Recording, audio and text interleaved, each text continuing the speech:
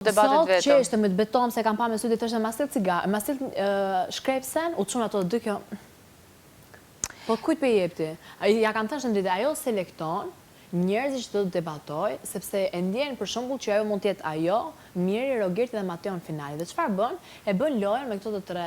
Ajo nuk mban dot debate me asnjë njeri tjetër. Ajo ka mungesë maturie të theksuar. Vjen dhe më tha, më kapet mua tim ke ofenduar mua se ke thënë vajzë me shtatin në yll, mendja fyll.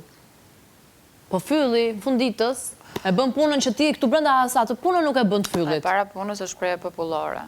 Po, ofendim, okej, se nuk thot për të komplimentu, po është një shprehje për të nënkuptu që unë po flisja me Juelën tjetër gjë, dhe ti futesh komplet si pyka. Komplet.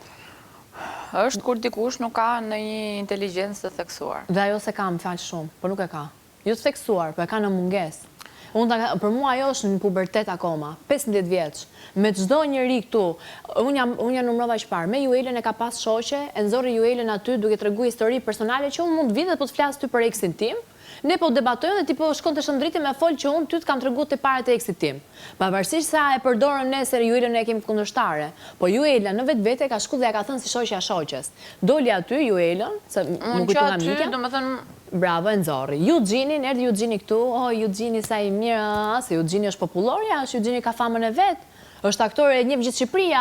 Eugjini, kjo shpëton te Eugjini, Eugjini shpëton këtë, kjo shpëton te Eugjini, Eugjini kush pëlqen te Brikena, Brikena kush pëlqen te Eugjini.